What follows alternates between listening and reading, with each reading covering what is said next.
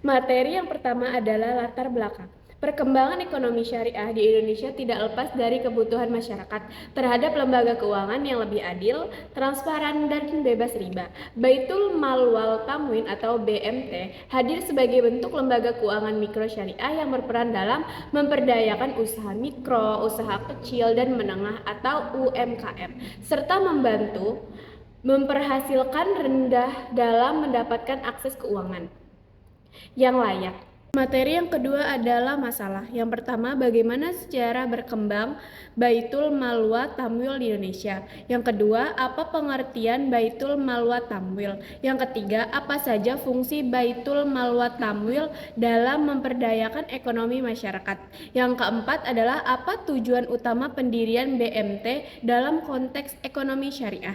Yang kelima, apa ciri-ciri khusus yang membedakan BMT dari lembaga keuangan lainnya. Dan keenam, apa saja prinsip dan produk Baitul Mal wa Tamwil.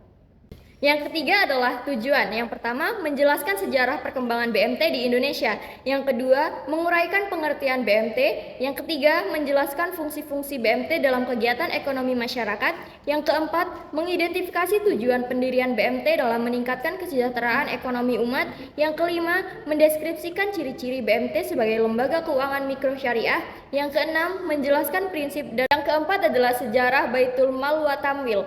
BMT di Indonesia lahir pada tahun 1984 dari inisiatif mahasiswa ITB di Masjid Salman, lalu berkembang melalui dukungan ICMI dan Pinbook. Saat krisis tahun 1997, BMT menjadi alternatif pemulihan ekonomi dan terus tumbuh seiring meningkatnya kebutuhan akan keuangan syariah.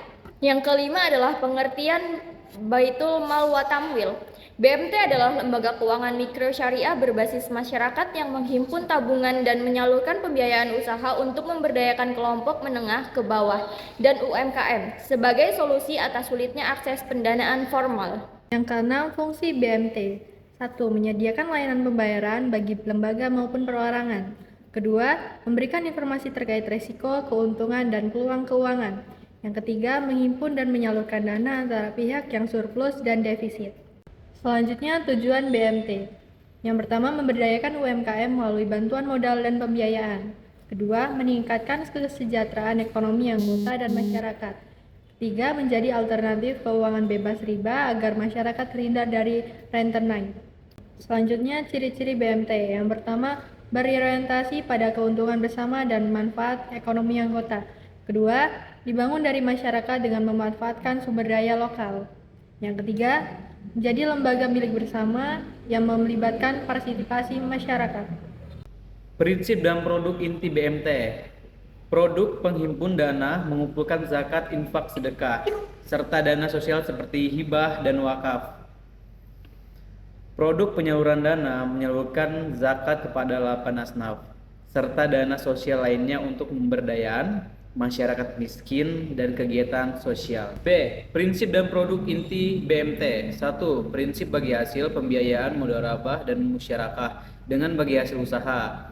2. Prinsip jual beli dengan keuntungan murabah dan bai bitsaman.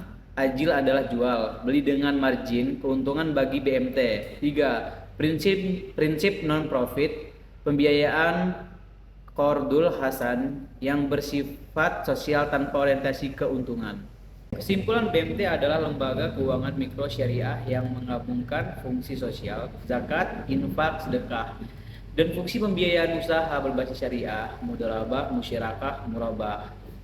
Perannya membantu meningkatkan kesejahteraan masyarakat kecil dan mendukung perkembangan ekonomi syariah. Saran BMT perlu meningkatkan literasi keuangan syariah, memperkuat manajemen dan SDM, memanfaatkan teknologi digital, serta memperluas kerja sama dengan pemerintah dan lembaga syariah agar pembiayaan UMKM dan masyarakat kecil semakin efektif. I got a feeling deep inside that you've been lying about where you've been at night. Oh, I've got a feeling,